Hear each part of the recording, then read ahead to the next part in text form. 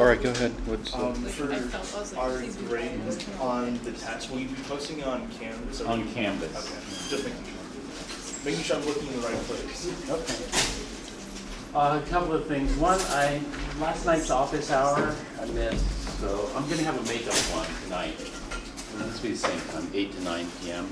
Wasn't able to make it last night, so if you're there, sorry. The other announcement is this. Mesa.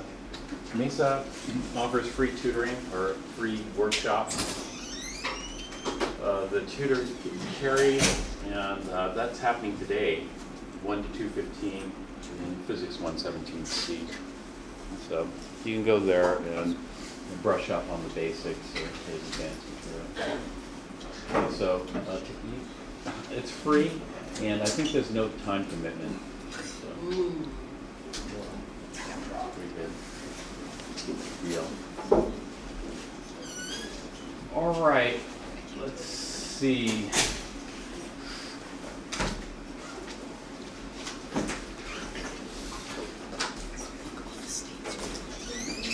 On number 96, did you guys do this problem in the homework? Yeah. Chapter 3, yes, we did. Yes, you did. Yes, we did. Part A here, what is the mass in grams of a sample of air that contains exactly 1 mole of entities? And so what this is this is like the effective molar mass of air. And so if you think, normally when we do molar mass, we do molar masses of pure things, like oxygen, nitrogen. But this is a mixture. And so this is similar to having the average atomic mass on the periodic table. It's the average of all the isotopes weighted by their percent abundance. And so we do the same thing here. And what did it come out to? 1,200 grams of dry air. Oh, of A, part A. What did you get for part A? That was part A. That was part A? Yeah. How many, what is the mass In grams. in grams of a sample of air that contains exactly 1 mole of entities? Yeah. For 96, right? Yeah. 1,200. 1,200 grams, is that what other people got? 1,200 grams per mole? That's huge. That's heavy. That's a gigantic. But the thing is, what's the heaviest thing that's here? The heaviest is probably CO2, but CO2 is 44 grams per mole. But that's with a combination of carbon and oxygen. Well, yeah, but it's only 0.04%. Yeah. Oxygen is the next. Argon's pretty heavy, but oxygen is 32 grams per mole. Nitrogen's. So, is that what the answer key showed? 1,200 grams? Yeah. That's why I checked it again. Something's just not right with that. I'm sorry. Let's take a Gosh dang it, every time. let's take a look at chapter 3, number 96, really quick. Wait. So is calculation wrong? Well, no, I think we're going to don't know. Oh, We'll find out. That's what he's doing. I see. I've brute forced more math problems than Molar mass of air is equal to the mass of air Get the temperature. per mole of air.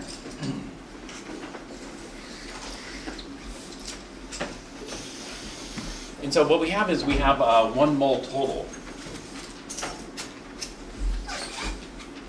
And so what we're going to do is we're going to do this. I'm going to just skip some of the math. Here. The most abundant is nitrogen. It's 0.78%. 78% by mole.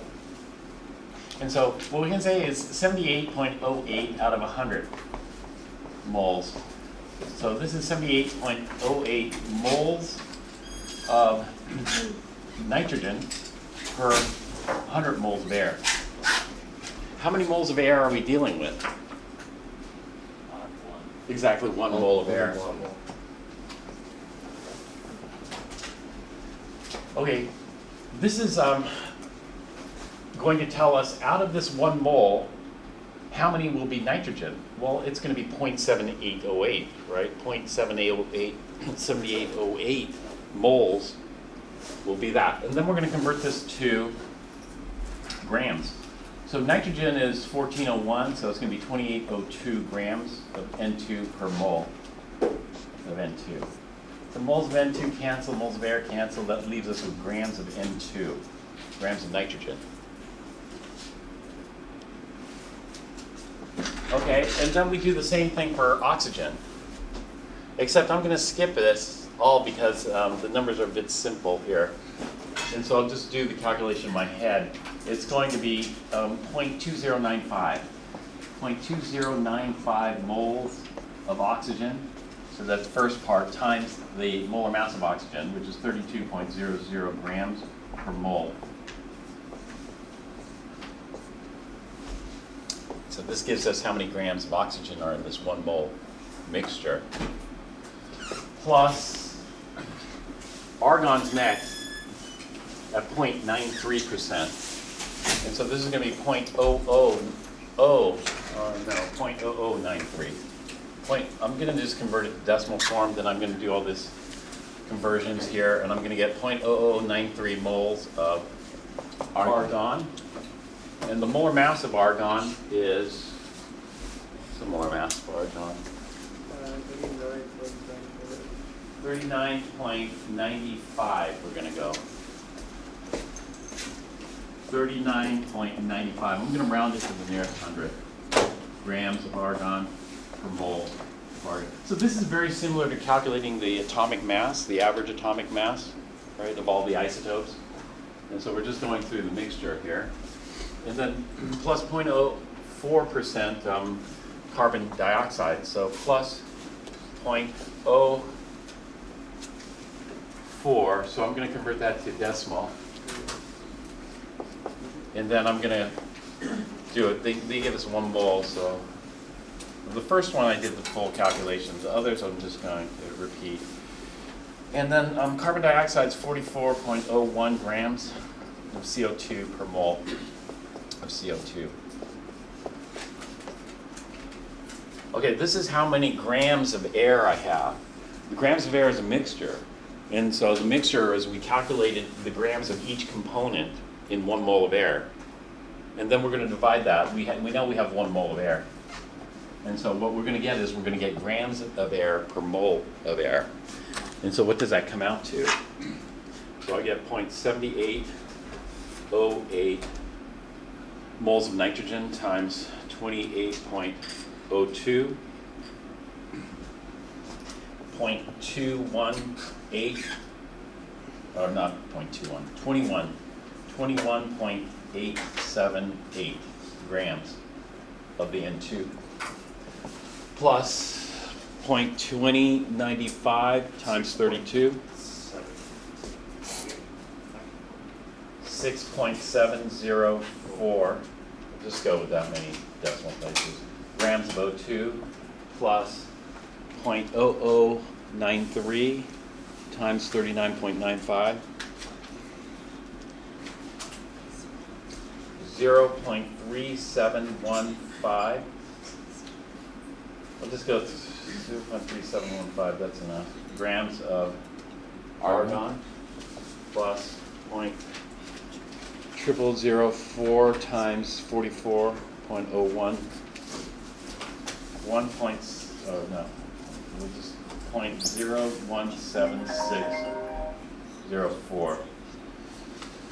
We'll just go with that. Grams of CO2. So those are the masses of all the components, and this is in 1 mole of air. And so we're just going to add them up.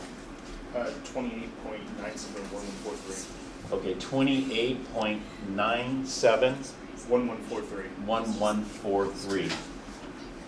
Okay, how many sig figs are we allowed? It looks like we're going to be allowed About 4. Yeah, Maybe around 4. 28.97 grams per mole Air. for air. Yeah, this is air, dry air. It's important because if it's humid air, it's going to change quite a lot. And so this is the average molar mass. So the average, you can tell, what do we have more of? Do we have more oxygen, which weighs 32 grams per mole, or more nitrogen, which weighs 28 grams per mole? Nitrogen. We have more nitrogen because the average is closer to nitrogen. So 1,200, I don't know where that came from, but, 1200 next. okay, the next problem, then that makes sense. The first problem is what I was after. Is this what you guys got for the first problem? Oh, whatever. Whatever. No. But what we can do is Sorry about this, that, in Professor. stoichiometry, you know, where do we get oxygen? Do we buy? You can buy pure oxygen, but there's a free source of oxygen. What's the free source of oxygen? Air. So in a lot of stoichiometry problems, we just use air, and then we have to figure out how much oxygen's in the air to do it. So if I had 1 pound of air, can you tell me how many pounds of oxygen there are? Yeah, we can, because we have the conversion factor here. I mean, there are different conversion factors we could use, including these, but it's simplest just to have one simple one. And so this is a very common number. The molar mass, the average molar mass of dry air.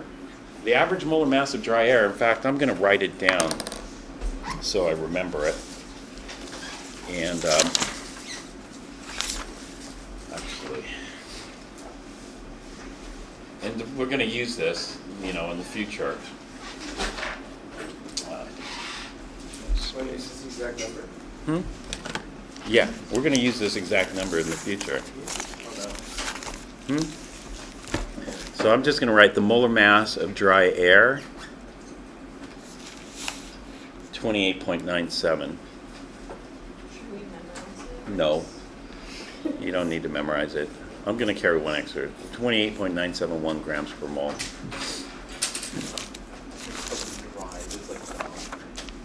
If it's humid air, then it's going to be quite a bit different, because it depends on what the percent humidity is.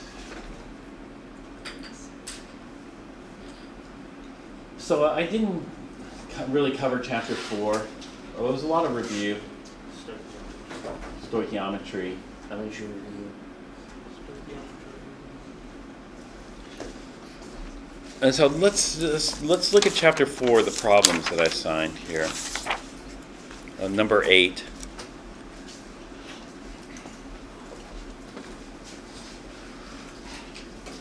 And make some comments. I'll just make some quick comments on these.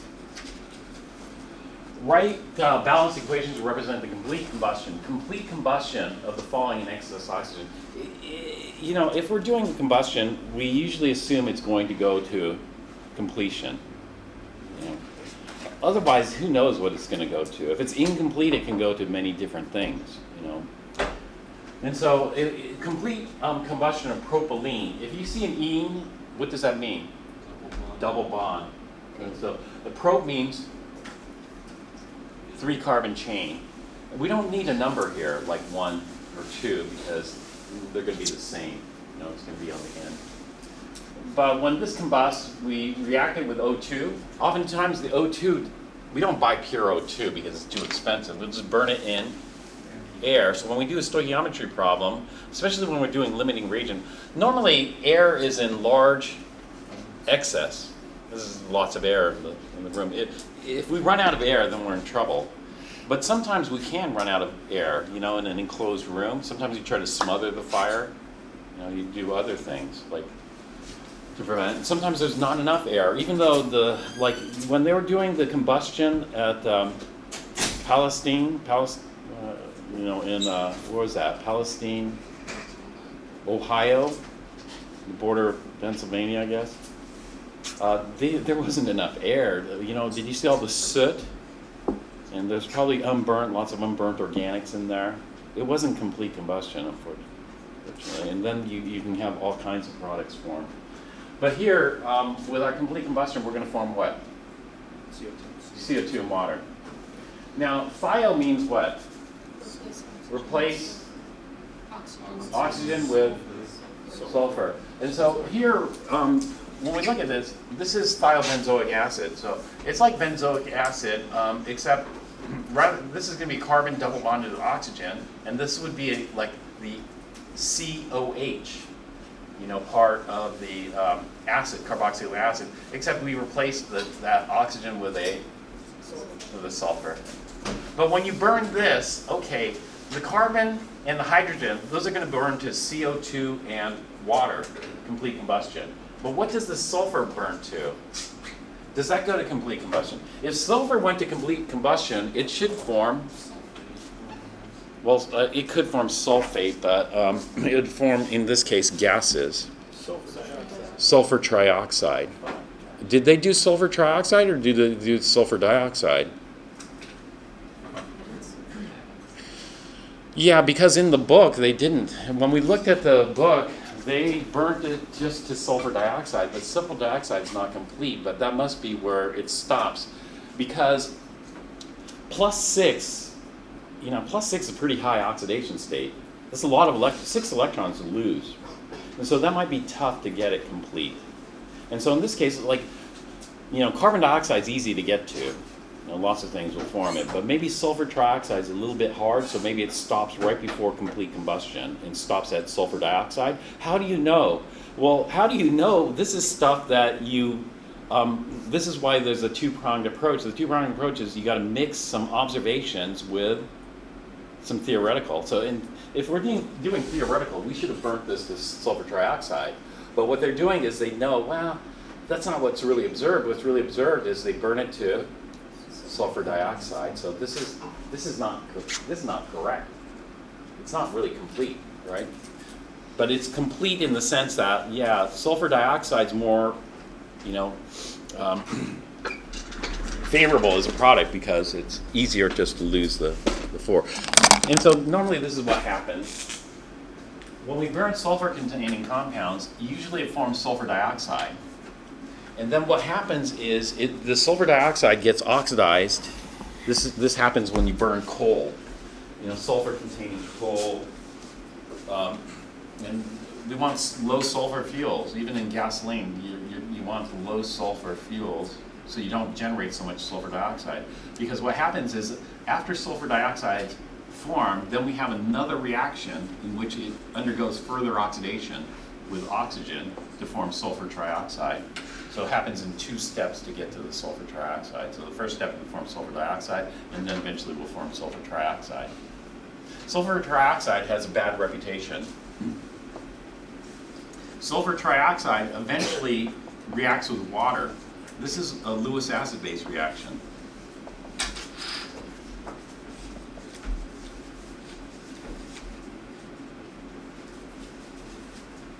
And sulfur trioxide reacts with water, and do you know what it forms? It forms H2SO3 plus 1, H2SO4. So this ends up forming acid rain. This was a big problem. When they burn coal to generate electricity, they generated SO2, but nowadays, all these coal burning facilities, they have scrubbers in it. So all the exhaust goes through a scrubber. The scrubber removes the sulfur dioxide. Actually, sulfur dioxide is not too hard to remove out of exhaust effluent. Okay, now we have glycerol. Glycerol is what we call triol. You see, how many carbons in this? 3. So this is a propane triol. It's a 1,2,3 propane triol, and its common name is glycerol. Glycerol is very thick and viscous, because of all the hydrogen bonding interactions it can have. But when you burn glycerol, what are you going to form? H2ON, CO2. So there's nothing special about that. It's just normal.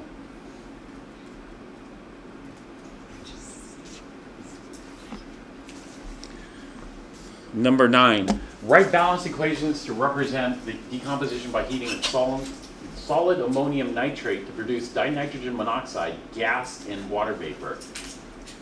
So we're going to take solid ammonium nitrate.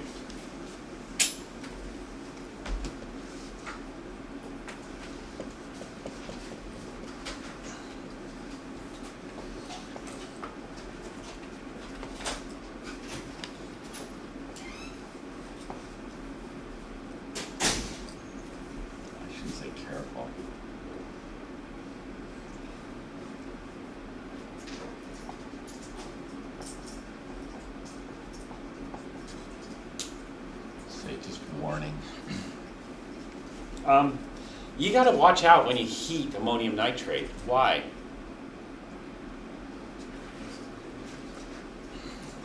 what's the latest I saw? Probably the latest thing involving ammonium nitrate. Do you know what the latest one was involving ammonium nitrate? What? Beirut.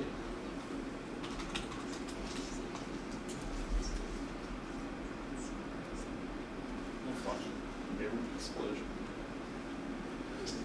A massive chemical detonation occurred on August 4th, 2020 in the port of Beirut, Lebanon.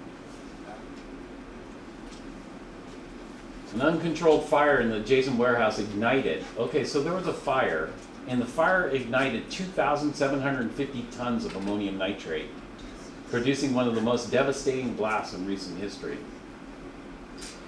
The blast's supersonic pressure and heat wave claimed the lives of 220 people and injured more than 6,500 instantaneously, with severe damage to the nearby dense residential and commercial areas.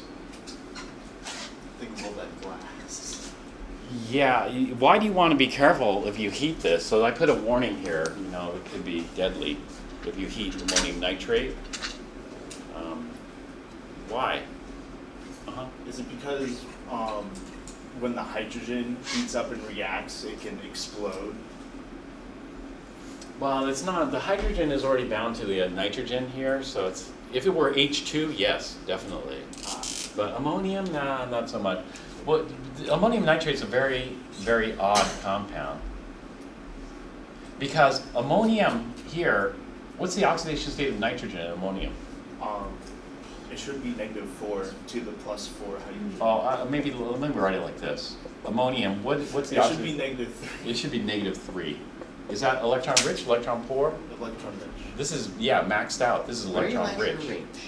This is electron rich, which means you can burn this stuff. You can burn ammonium salts. When you burn ammonium salts, you know what you form? Oxides of nitrogen, or NOx. But we need something like air to burn it, but actually you don't need air to burn. All we need is an oxidizer. Are there oxidizers better than air? Yes. Yes. Of course. Yeah, there are oxidizers better than air. Fluorine is. Because air consists of oxygen, and oxygen, when you look at its rank, it's a pretty decent oxidizer, but it's not the best. You know, it's like mid-pack. What's a great oxidizer here? Well, what about nitrate? What can you tell me about nitrate? What's the oxidation state of nitrogen on nitrate? +6. But that +5. +5. What's the range of oxidation states for nitrogen? +5 to -3. So we have two nitrogens on the opposite extremes. As long as they stay apart, it's okay. So if they're in their respective lattice position, then they're fine. But what happens when you start heating it up? When you start heating it up, you start to get motion.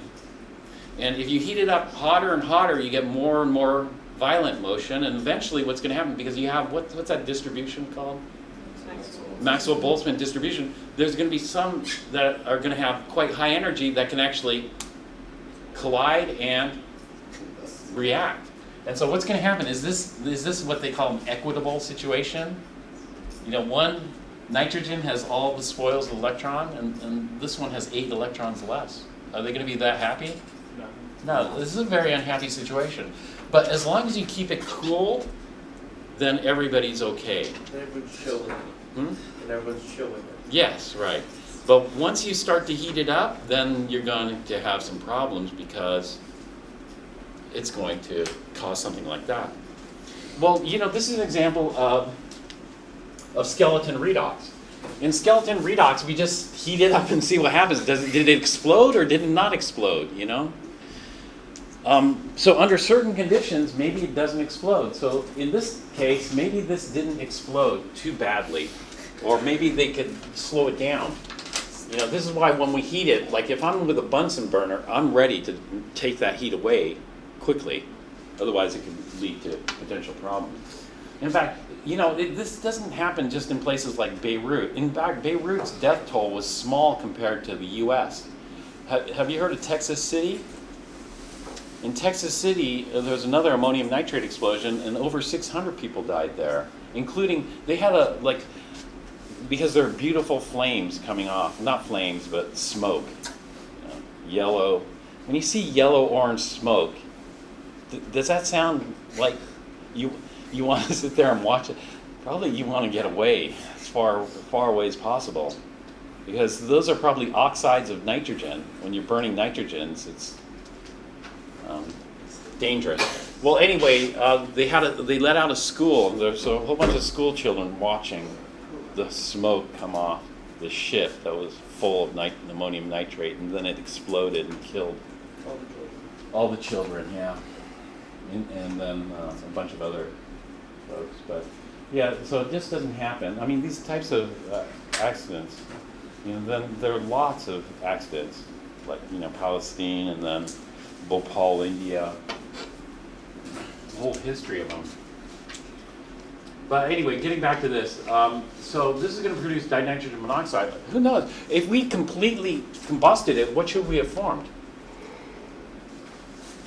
If we completely combusted nitrogen, we should go nitrogen all the way to +5.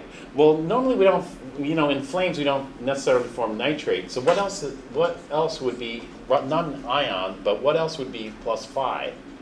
And so we think about that, maybe something like this, N2O5. Would that give us +5? This would be -10, that would be +10, yeah, +5. And so if we completely combusted it, but we aren't completely combusting it because, oxygen's not taking the electrons, nor is anything else. It's this nitrogen that's going to take the electrons. So it becomes a bit more complex what we form in this particular reaction. And under these conditions, they form dinitrogen monoxide gas, which is nitrous oxide gas plus water vapor, H2O gas. And so this is something, you don't want to try at home because you don't want to, you're thinking, okay, I'm going to make some nitrous oxide laughing gas. I'm just going to heat up some ammonium nitrate to do that. You wouldn't want to do that because these types of things, the conditions will change what you get. And so a little bit, like say, 1 degree higher could result in a terrible explosion. 1 degree lower, it's like flipping a switch with some of these reactions. It's like it goes exponential, non-linear. So you're gently heating it, nothing's happening, and then all of a sudden, boom, it explodes. That's happened to me, actually. I was heating some stuff up, and I was gently heating, nothing's happening, it's so slow. So I'm getting kind of impatient. And so I started crushing it up more, and cranked up the heat a little bit more, and then, boom, it exploded. It went way too fast. Explosions are just really fast reactions that release a lot of energy. So anyway, I just briefly talk about that, and then we can balance this. This is a redox reaction here, because now what happened to the nitrogen? It went from -3 and +5 to +2. well, oxygen's -2, and so both of those are plus. +1. Yeah, so each one is +1, and so that's the compromise they've reached. And so now both nitrogens are equivalent at +1. According to this. If we drew out the structure of nitrous oxide, both nitrogens might not be the same. In fact, the structure of nitrous oxide it has a structure like this. Are both nitrogens the same? No. So what was the situation that it worked out to? What's this nitrogen here? Oh, actually, not oxidation state of this nitrogen. Oh. The oxidation stage. It's -2 with the electrons, but it's 5. 5 1, 2, and then there's going to be a tie here. Yeah. 1, 2, 3, 5. It's supposed to have 5, so oxidation state is 0. This nitrogen here, winner take all, oxygen's going to take all. This oxygen ends up at +2. So it's not totally even, but this has an octet, and so there are other factors that are preventing this from evening out like you'd expect. But this is a lot more even than this situation here, which was extreme. And so this is nitrous oxide here. And this oxygen, well, it's neutral. So this oxygen is going to be, did I get this right? Let's see, 1, 2, 3, 4, 5, 6, 7, 8. This oxygen is going to be -2. Now, what about the formal charges? Can you tell me the formal charges?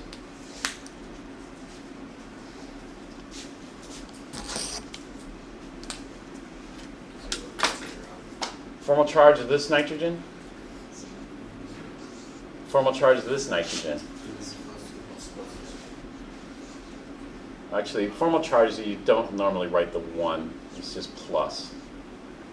Represent +1. Formal charge of this oxygen? Minus.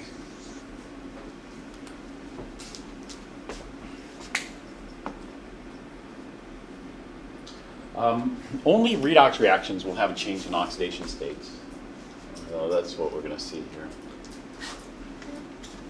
Okay, B, the reaction of aqueous sodium carbonate with hydrochloric acid to produce water, carbon dioxide, and aqueous sodium chloride.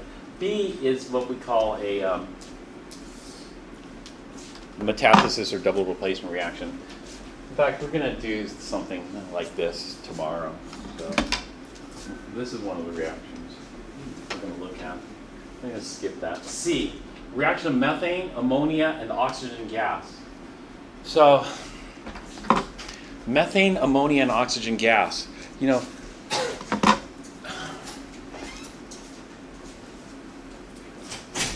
if I didn't know the products, you know, in skeleton redox, we're given, right? We don't have to predict. We're given the major products. But let's say I wasn't given the major products. So I'm taking methane and ammonia.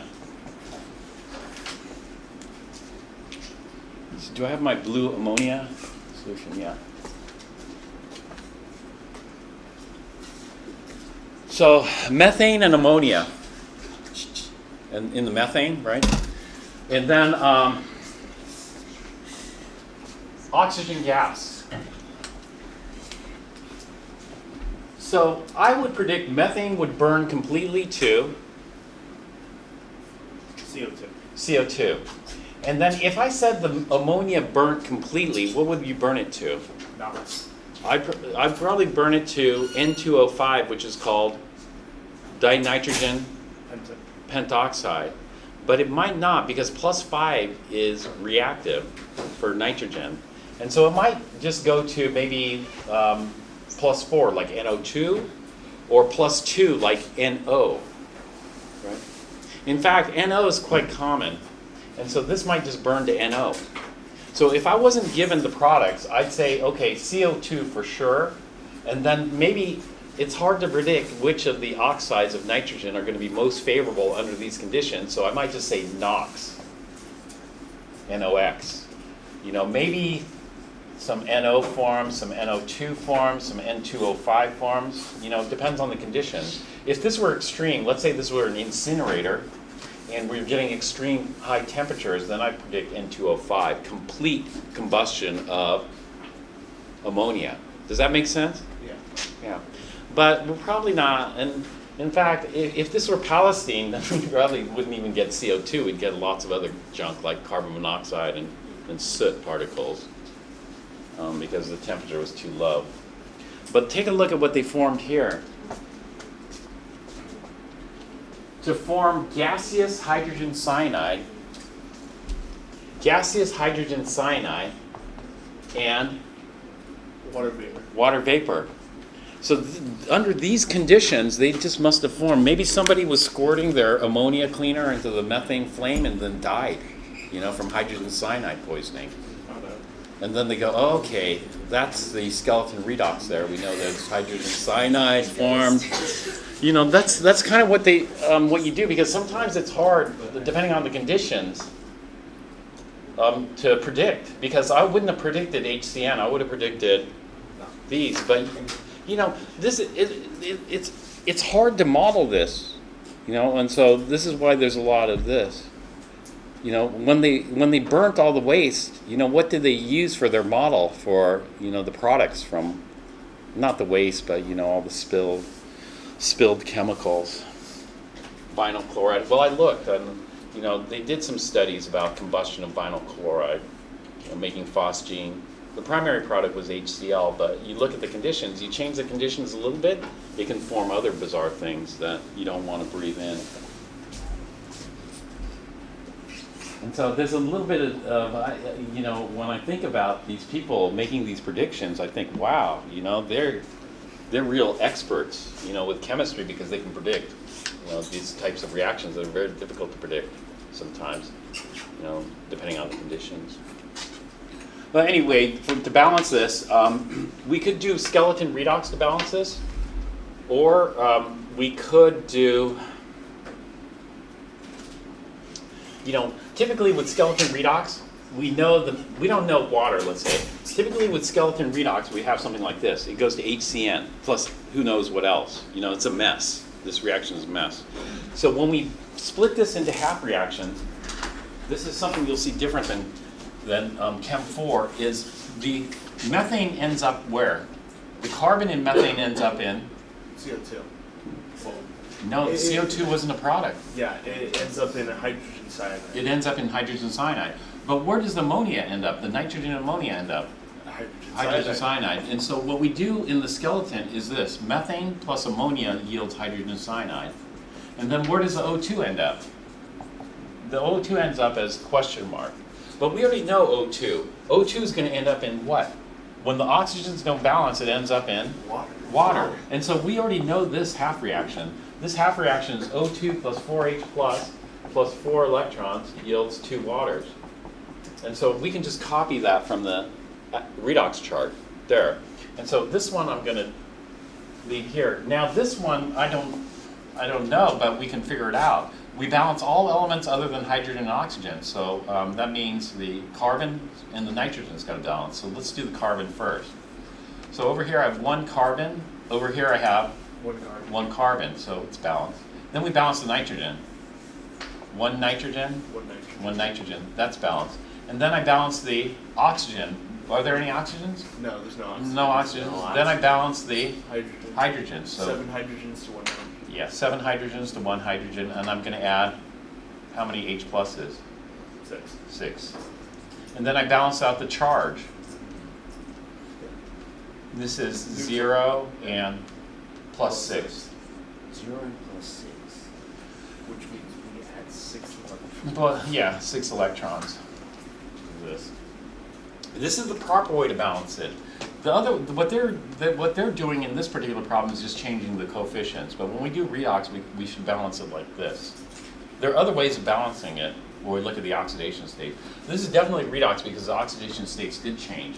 The oxidation state of hydrogen plus 1 carbons minus 4. Over here, plus 1 for hydrogen, minus 3 for nitrogen. When we go over to HCN, which goes first? Carbon. No. Hydrogen goes first, that's plus 1. And then which one goes next? Well, carbon's not on our list, but the way it goes is this. The more electronegative one gets the preferred charge. So in this case, nitrogen's more electronegative than carbon. It's going to get its preferred charge of minus 3. Minus 3. And that means carbon must be Plus 2. Plus 2. plus 2. So this is kind of an interesting reaction because it looks like nothing happened to the nitrogen. So the nitrogen wasn't oxidized. What got oxidized? The oxygen? Not the oxygen. The carbon. The carbon got oxidized. We went from minus 4 to plus 2, so we lost 6 electrons in going from minus 4 to plus 2. But it wasn't complete oxidation. Complete oxidation would have gone to plus 4. Right? And so under these conditions, you get some weird products. Okay, then once you do the half reactions, then you combine them. So this is the proper skeleton redox method here. In this particular case, they just want you to change the coefficients because they told you all the products. There are no other products other than these. There's no CO2, there's no whatever.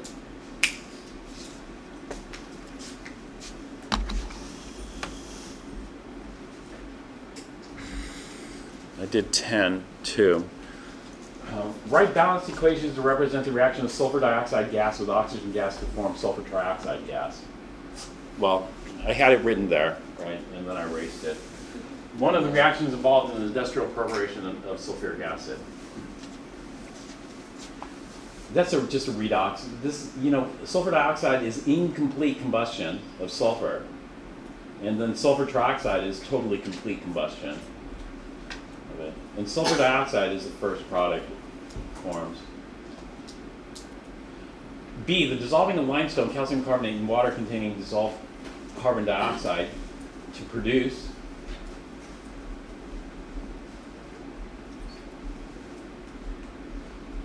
calcium hydrogen carbonate, a reaction producing temporary hardness in groundwater.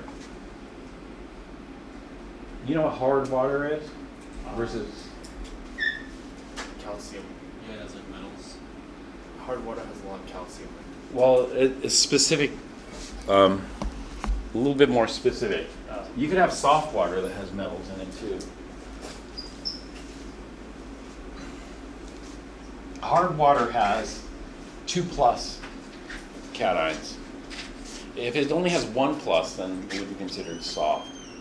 And so with 2+ are more likely to precipitate out hard water deposits, right? Because +2 cations are less soluble than +1 cations in general.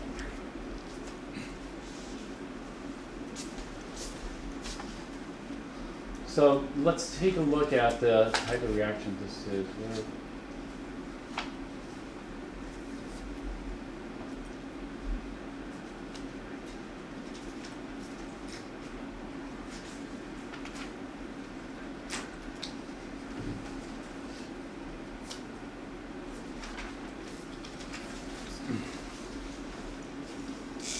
So calcium carbonate, is it soluble or insoluble?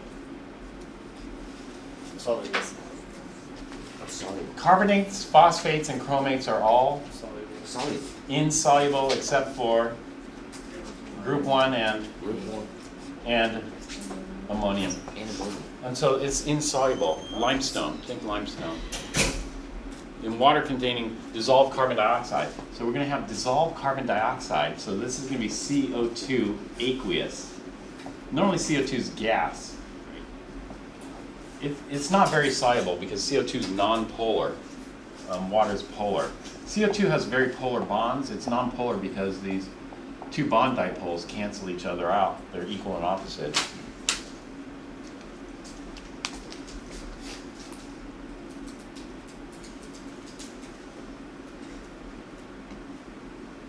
Calcium hydrogen carbonate.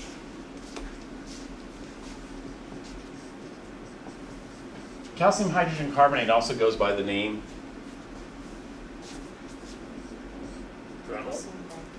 calcium bicarbonate. Bicarbonate's a -1, calcium's a +2. So balance it out this way.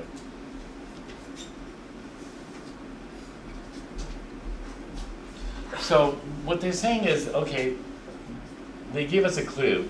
CO2 dissolved in water. So where's the hydrogen coming from? The hydrogen's got to be coming from the water. And so this is an example of an acid-base reaction.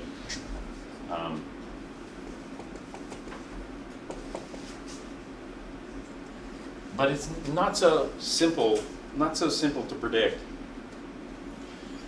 So whenever we have CO2 in water, we can put this in quotation marks, H2CO3.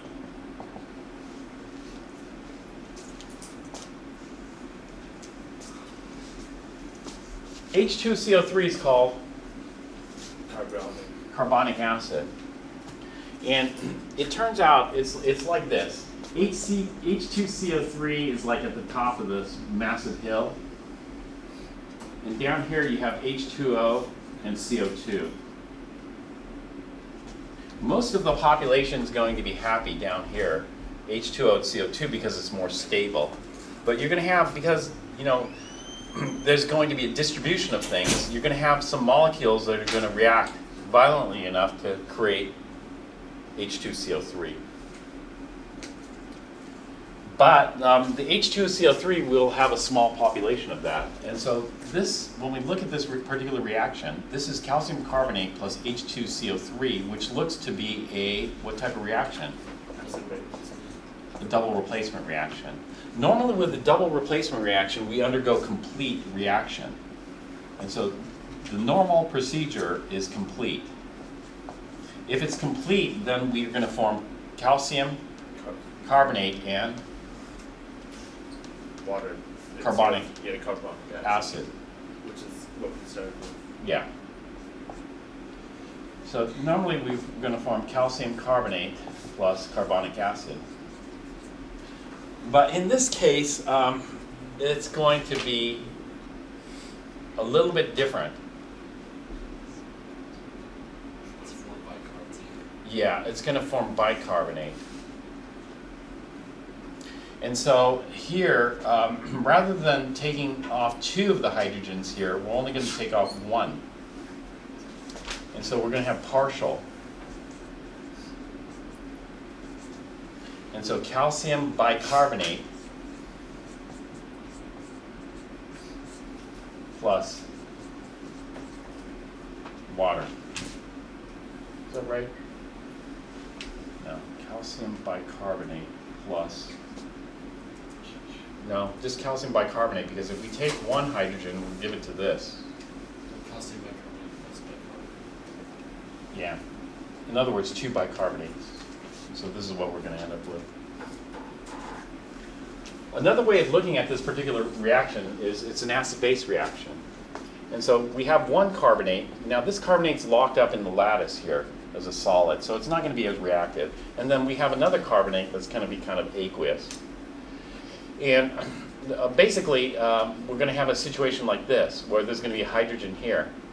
This carbonate has 2 hydrogens, this carbonate has no hydrogens, and so there's going to be a little tug-of-war here. This carbonate is going to try to pluck one of the hydrogens off, this carbonate. Is it going to be successful? Yes, it's going to be successful, so we're going to end up with this carbonate getting that hydrogen, and we end up with an equal situation. Does that make sense? And so this is a Bronsted acid-base reaction here. This is what we call proton transfer. But it's kind of mixed up in this case. And so calcium carbonate's a solid. Okay, once we have bicarbonates are a lot more soluble. Why? Than carbonates. Lower charge, yeah, -1 charge. So we expect it to be a lot more soluble. Let's see, what's next here? The reaction of ammonia and nitrogen monoxide. Let's just take a quick look at that. Ammonia and nitrogen monoxide.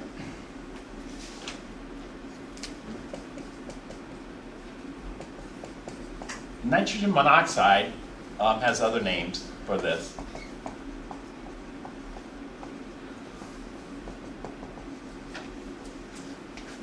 Do you recall another name for this? Remember N2O? N2O was called nitrous oxide, Was that and nitrogen was +1. This is nitrogen and +2. You know what this is called?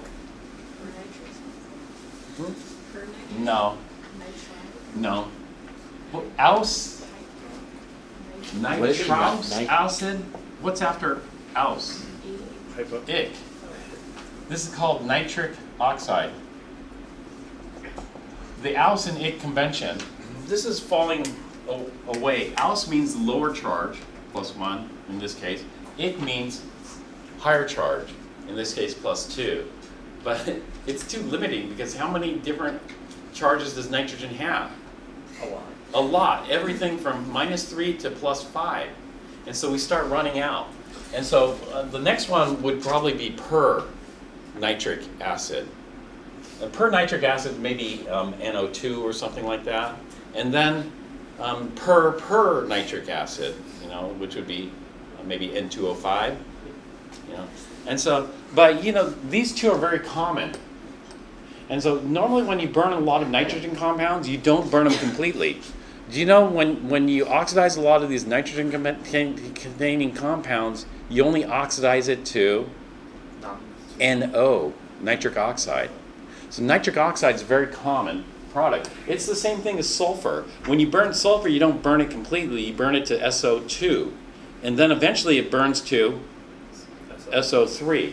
Well, NO, nitric oxide, is a component of like diesel emissions, you know, and so when diesels and even automobile emissions, but the catalytic converter takes care of it. The catalytic converter eliminates the nitric oxide that's formed.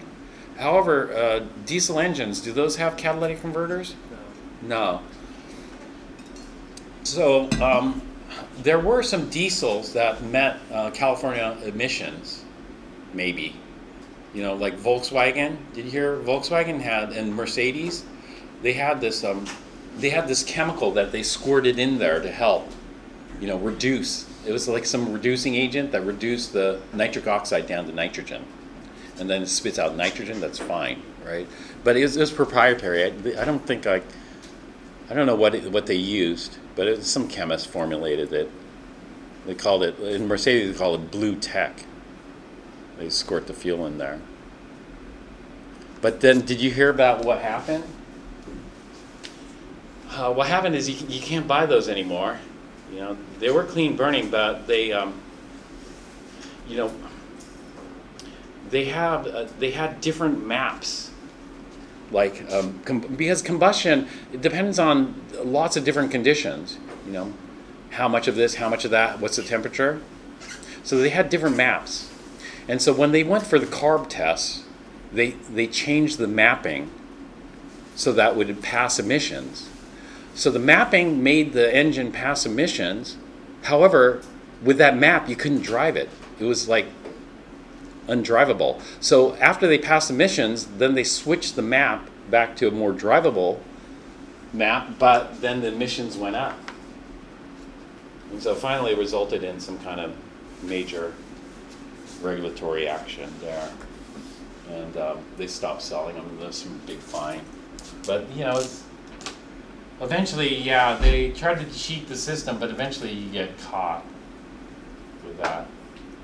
It's just science, you know. Somebody will figure it out. But here, with nitrogen monoxide, that is colorless. This is what we call a CCG. What does CCG stand for? Clear colorless gas. And then this one gets oxidized in air. O2 in air will oxidize this to NO2. This is the beautiful orange gas that the kids were watching in Texas City. So this is orange. Orange-brown gas. And if this is the orange-brown gas that used to blanket Los Angeles. But, you know, it's amazing. You know, like maybe in the 80s, it was so bad. You know, there's so much NO, so much ozone. It's hard to breathe. But nowadays, you know, things, as technology progresses, it's just gotten so much better. And you would think it'd still continue to get better. You know, gas mileage, everything.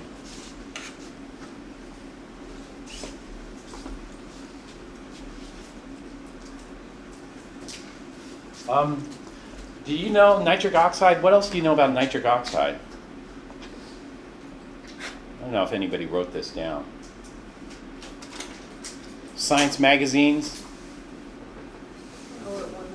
Molecule of the Year, yeah. Science magazine's Molecule of the Year. All right, so what do you think is going to happen? Take a look at this. What's the oxidation state here?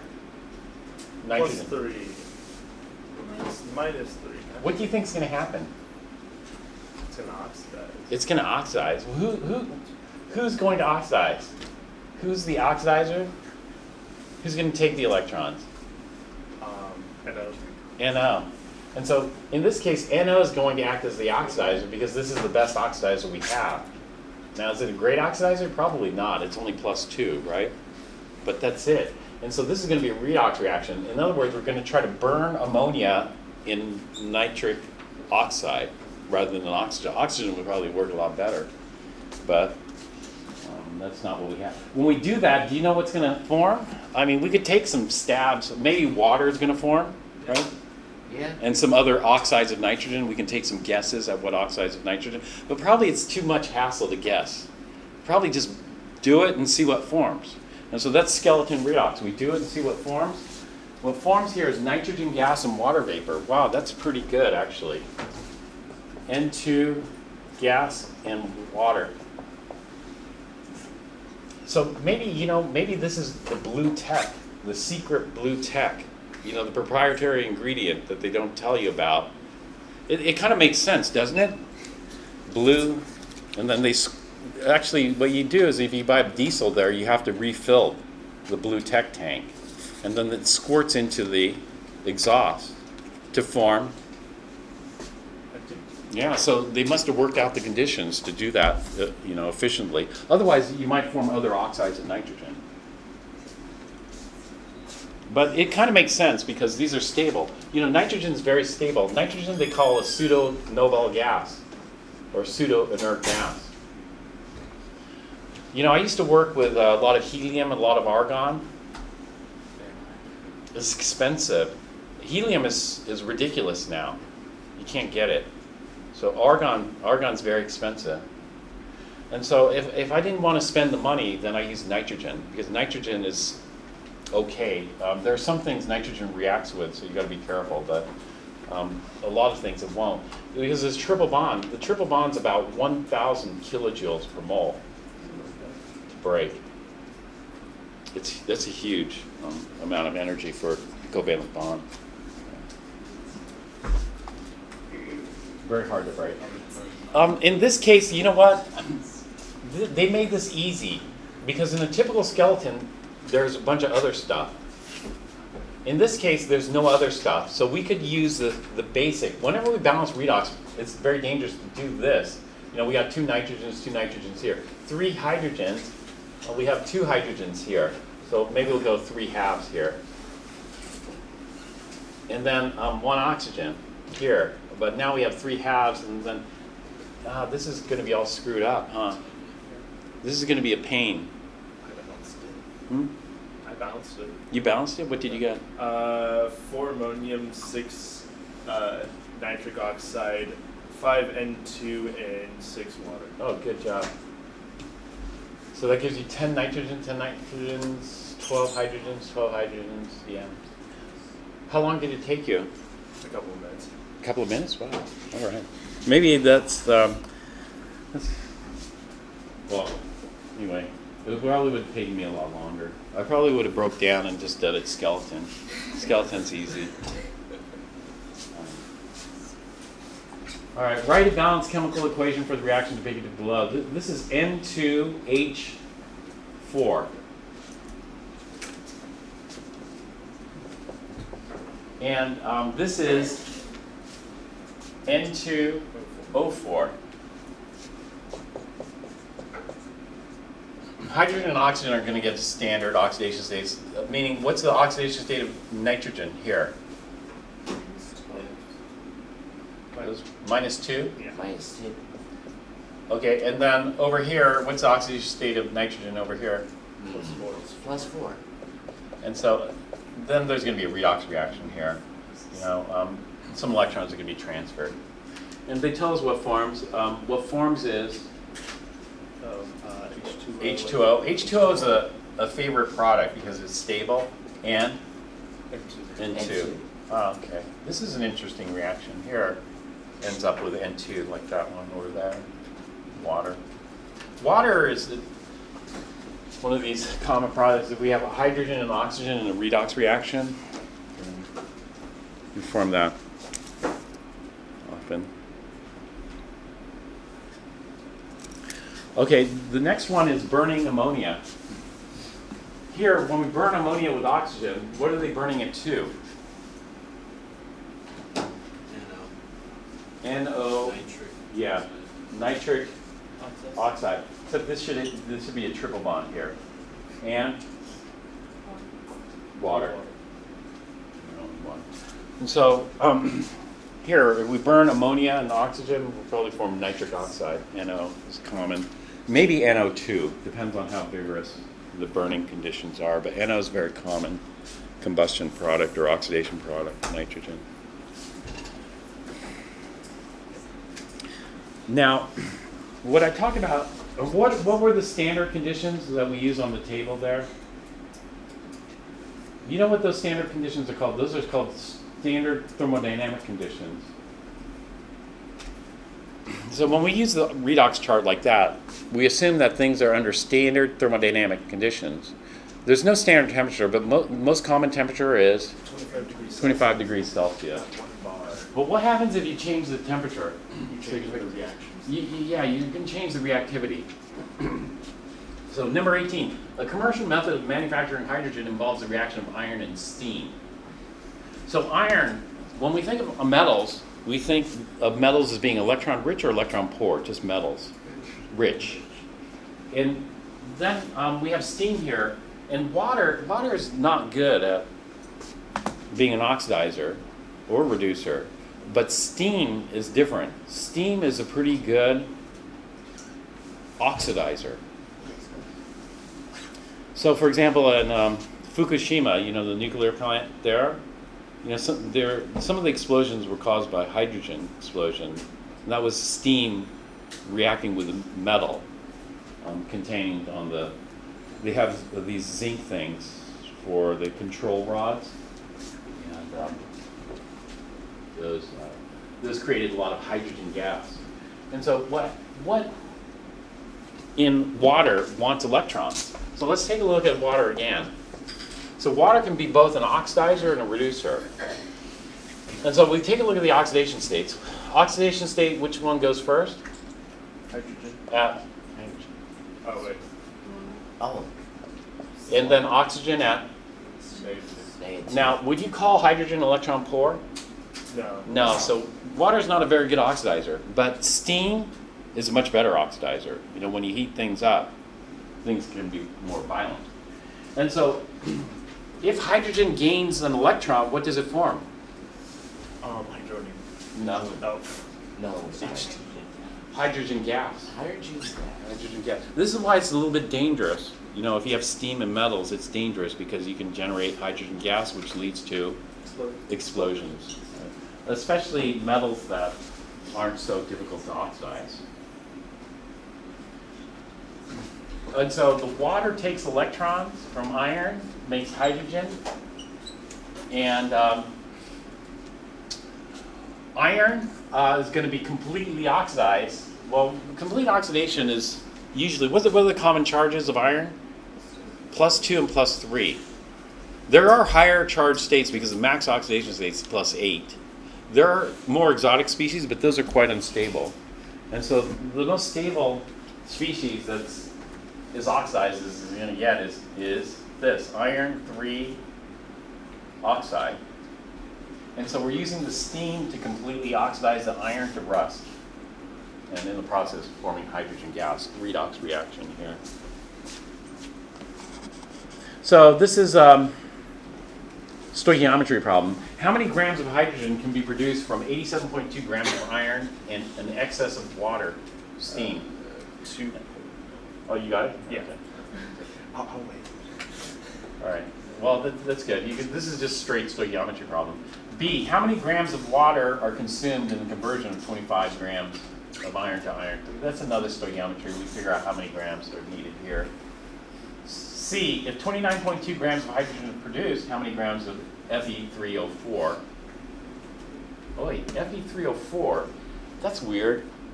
Because what is rust? Fe3O4. No. FeO2. What's rust? Fe2O3. 3. This is plus okay. 3. This is minus 2. So we have iron, 2 iron 3 pluses, and minus 2 on the 3 oxygen. Then that balances out. This is Fe3O4. Yeah, so you already know what's going on with Fe3O4. We call Fe3O4 what? What's the common name for Fe3O4? No, that would be Fe3O2. Does anybody remember the common name of Fe3O4? Did I talk about that? maybe I didn't talk about it. This is called magnetite. Oh, Yes, you did talk about it. Did I talk about Yes, you magnetite? did. I think we. Yes. But nobody remembered. I No. talked about magnetite, Yes, you did. and we talked about the oxidation state on iron.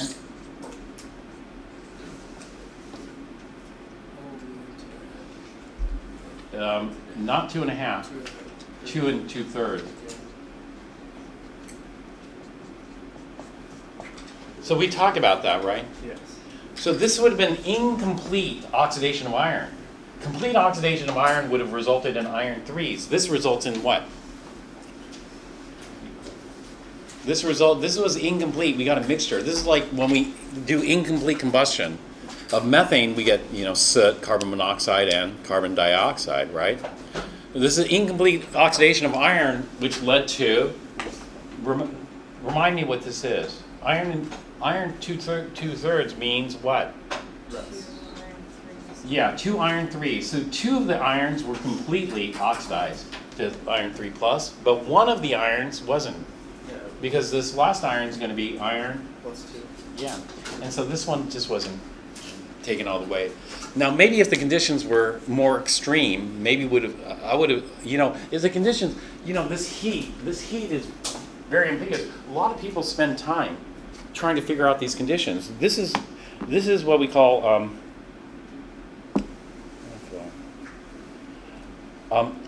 observational studies. In theory, it'd be great to predict, in theory, under what conditions would I form rust. I don't want this partial stuff. I want the complete rust. Under what conditions can I get it? Well, it'd be great to punch it in the computer and calculate it theoretically, under what temperature, what pressure conditions, et cetera, et cetera. But is that so easy to do? No, it's not so easy to do. So what people do is they have these little microreactors. In fact, I saw a really interesting one for drug development. They're trying like 1,000 different formulations at the same time. So that way, if they do them one at a time, it'll take forever. So they try to run these simultaneously. Well, this, depends on the condition. So normally people get very specific. Rather than write delta, they'll give you a specific temperature. But they don't tell you, what range of temperatures they tried. There's so much work involved in this. As if you're trying to figure it out, it's like for catalysts. Right now, theft of catalytic converters is huge because they're using platinum and palladium and some other precious metals in these old catalytic converters. But they're trying to figure out new catalytic, catalysts that are cheap. Which will bring the cost of catalytic converters way down and then obviously make them less desirable. But for theft, they're more desirable for theft. But how do you figure it out? So there are theoreticians trying to figure out what is the best formulation for a catalyst for an automobile. And then there are experimental chemists trying to just do it, mix it up, and see what happens. There's actually, this is a kind of interesting story. Did you hear about the race for the, the red LED's been around forever, right? Red LEDs. And green LEDs have been around for like 20 years or something. But the blue LED was the holy grail of LEDs. And so you had the theoreticians trying to figure out, what is the perfect ceramic or material to make blue LEDs. And then you had the experimental chemists mixing it up. But the experimental chemists weren't doing it at random. They were trying to look at what the theoreticians were predicting and then try to use some of that. But who won in the race for the blue LED? Was it the experimental or the theoretical? The experimental. The experimental. The experimental, yeah. Experimental. And an interesting story, that person moved to UCSB, so the person who discovered the blue LEDs, professor of electrical engineering, I think, or something, I forgot. All right, so this is just partial oxidation. Water, under certain conditions can be an oxidizer. Water under certain conditions can be a reducer. Because normally we don't think of oxygen as electron rich, but if something powerful enough comes along and strips the electron off oxygen, you know, if you strip 2 electrons off oxygen, what do you make? O2 gas. Yeah, O2 gas. I was gonna So say hydrogen gas, but it turns out it's O2 gas. it would be O2 gas, right? And so if this hydrogen can take some easy pickings electrons, then it'll make hydrogen gas, H2 gas. And if something powerful comes and strips those, then we'll make oxygen. But those are your straight stoichiometry problems here. Let's take a look at 22 next.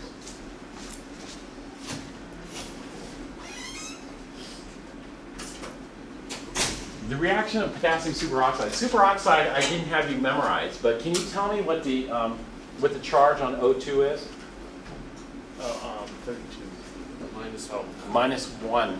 It's minus 1/2 on each oxygen. That would be the oxidation state. But potassium superoxide is KO2. Potassium, this is one of the reasons why we assign group 1 first. What's the charge on potassium? +1. If we did oxygen first, then it's -2 times 2 is -4. That gives us +4 on potassium. +4 on potassium is not going to happen. And so we do potassium first, and then that means oxygen is -1/2. And O2 has a net charge of, well, we have 2 oxygens each at -1/2. -1/2 plus -1/2 gives us -1. So this is called superoxide ion.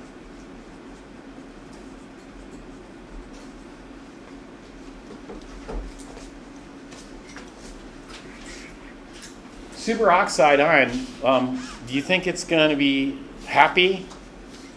Probably not. No, it's not so happy. You know, what would make it happier? If it had more electrons, right? Or electron. It would be happier. And so superoxide is an oxidizer. It could be a reducer if you have something that plucks that electron off, then we form O2 gas. You know? And so it's both a reducer and oxidizer. Now let's see how it's going to behave here. The reaction of potassium superoxide is used in life support systems to replace CO2 in expired air with O2. The imbalanced chemical equation for the reaction is given below. So too much CO2 is bad. You know.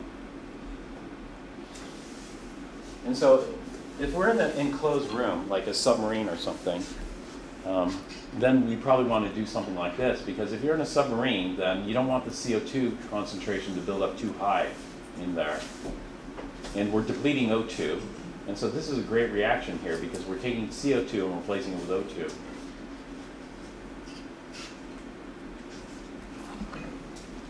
Using potassium superoxide. Now, what kind of reaction is this? It is single. Is this a is this a redox reaction, acid base, or metathesis? Metathesis. We wouldn't think of it necessarily as metathesis, because you know it would have to be more of an AB plus CD. Is it not single replacement? This is not single replacement either. This is redox reaction. We can tell it's redox because the oxidation states change. What's the oxidation state of oxygen here? -2. So we go -1/2, -2. Over here it's -2. and Minus. 0. Yeah. Right. And so that's a redox reaction. And so it's kind of a complicated redox reaction. This one would be kind of hard to predict, but you mix it together and see what happens. When you mix it together and see what happens, you think, okay, this one wants more electrons. And so where is it going to take it from? When we look at the carbon stays +4 and +4, so it didn't take it from the carbon. Where did the electrons come from? Electrons came from some of these here. This is not balanced. And so some of these oxygens, which are at -2, have to go to 0 now. And so some of these oxygens sacrifice their electrons because superoxide is not happy. And then we end up with -2 and 0. And so we could kind of predict what's going to happen based on what, you know, what types of things seem stable, like potassium carbonate and oxygen. Those seem like reasonable products. Okay, how many moles of O2 are produced by the reaction of 88 grams of CO2 with excess potassium superoxide? So this is straight stoichiometry. We need a balanced chemical equation. The balanced chemical equation here is, there are no other products here. If there were, we would do the skeleton redox method. Okay, and then this is another stoichiometry problem here. 23. Iron ore. Did you finish the whole assignment? For which? For 20? Chapter 4? No, not yet. What time do you go till today? 12:55. So we got like 10 minutes. Okay, good. Iron ore is impure. What is that? Is that magnetite? That's rust. No, it's rust. Iron ore is just rust. When rust is heated with an excess of carbon, coke, metallic iron and carbon monoxide gas are produced. So this is part of metallurgy. Like some kind of metal alloy. I love alloys. No, it's not a metal alloy. It's just trying to extract iron from ore. And so iron ore is just rust. And then we use carbon, which is coke, to produce iron solid and carbon monoxide gas. Here. And so this is not balanced. Basically here, iron's in the +3. Over here, iron's in the 0. And so what we're doing is reducing. So the oxidizing agent's this, and carbon will be the reducing agent. And so what's going to happen is carbon's going to give up electrons to iron, so that iron can go to iron metal. In the process, carbon's going to get oxidized to carbon monoxide in this case, where it's +2 going from 0. The oxygens stay at -2, so nothing changes with those. And so we're using carbon. Carbon is often, this is called coke. And coke occurs naturally. So they can mine this stuff, and then they just use it as a reducing agent in a lot of these processes I here. love coke. It's great stuff. Very learnable. Yeah. I forget how it's made. Okay, so one other thing about this problem is they're asking about what is the mass percent of iron, and so this is very common. And so we have a mixture, and so the percent Fe2O3 in the ore, which is a mixture of Fe2O3 plus other stuff, Fe2O3 plus other stuff. The other stuff can't react with the coke, because if the other stuff reacts with the coke, then you change the stoichiometry a little bit. This is just going to be the grams of Fe2O3 or the kilograms of Fe2O3 over grams total times 100%. And so this is a very common mixture type problem where we figure out the percent by mass of the mixture. We'll try that out. Okay, 29. Let's take a look at that.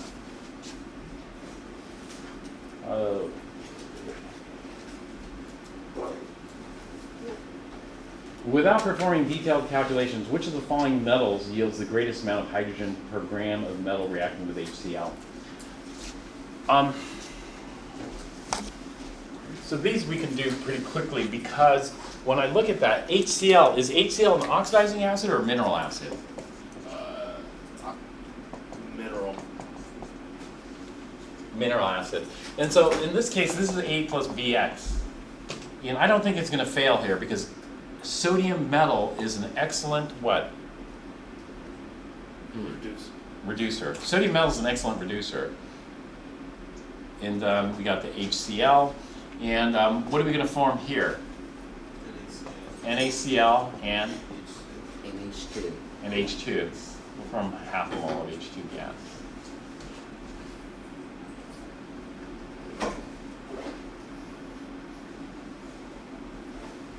All right, a mole of sodium weighs how much? This weighs about 23 grams. Is it 23 grams? Yeah, 23 grams. And then half a mole of hydrogen weighs about how much? 1.01. Well, we'll just say 1 gram. We're not going to do detailed calculations. So we get 1 gram per 23 grams of sodium. Okay, let's go on to magnesium. Magnesium is an excellent reducer. I would expect single replacement to work here. It's usually when we get to the extremes, like with sodium, it's an extreme, but HCl is a much better oxidizer than water. Sodium will probably react with water first in HCl. But anyway, going back here, we're going to form magnesium chloride and H2 gas. H2. So a mole of magnesium weighs, 20. we'll just say 24 grams. Yeah, 23 grams. And a mole of hydrogen, H2, weighs 1 grams. about 2 grams. Or 2. So which one produces more hydrogen? Magnesium. Magnesium per gram produces almost twice as much hydrogen per gram. Then we do aluminum. Yeah, what can you use? I'm trying to see. Aluminum, this should work single replacement also. This forms AlCl3 plus H2. 3 halves H2. Okay, 1 mole of aluminum weighs 27. 27 grams, and 1.5 moles of hydrogen weighs 2. 3 grams. Well, Oh, 3. You know, 1.5 moles. 1 mole is 2 grams, so another half mole is about 3 grams. Oh, 1.5. So this one seems to produce the most so far, right? yes. Yeah. And then zinc. Zinc is going to react with 2 HCl to form ZnCl2 plus H2.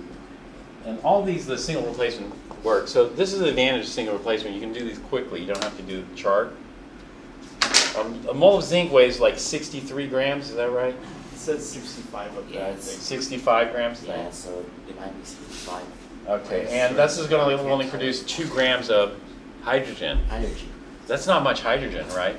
Yeah. it's So for not that every much. 65 grams of zinc, we only get 2 grams of hydrogen.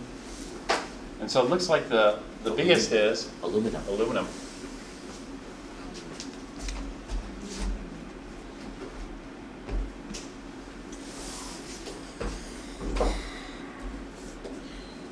Let's see, what's next? 42. Sorry, it was my foot. My foot was on flight. Just doing a survey, I just 42, which has greater molarity of ethanol? A white wine with 11% ethanol by mass, or the solution described in example 4-7? There's an example.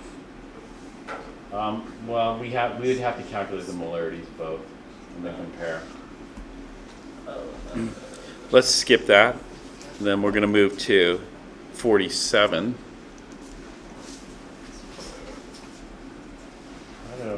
47. Given 0.250 molar, what's this called? Potassium chromate. Potassium chromate stock solution. What is a stock solution? Stock solution is a solution you just grab off the shelf. So you know the 6 molar HCl that we have inside the hood? That's a stock solution.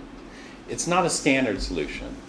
You know, because a standard solution would have more precisely and accurately known concentration. Describe how you would prepare a solution that is 0.0125 molar potassium chromate.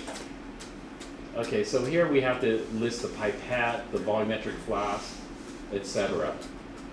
This would be a solution dilution. And so you would do solution dilution like we did in the lab. Okay, that's 47. 51. We're almost out of time here. You have I wanted to get through all of these, but it looks like I'm not going to be able to. Maybe like in a minute or something. Well, this is kind of a combination, chapter 4 and chapter 5. What kind of reaction is this? Double replacement. Double replacement. To me. Right, and we're going to form silver chromate and potassium nitrate. Chromates, carbonates, and phosphates are all insoluble. So this is what we call driving force. And so we get precipitation as a driving force, and then we can balance it. So this is a standard double replacement, also known as a metathesis reaction. And so how many milliliters of 0.650 molar potassium chromate are needed to precipitate all the silver, and 415 milliliters of 0.186 molar silver nitrate? And, yeah, so we convert from milliliters to liters, and then use the molarity to convert to moles, and then we'll just do, milliliters to liters, liters to moles, moles of A to moles of B, and then et cetera. And so this is just stoichiometry using solutions. That's 51. So I got to 51. Maybe we'll look at some of the others. 60. Yeah, we'll look at the rest. We don't have too many to go.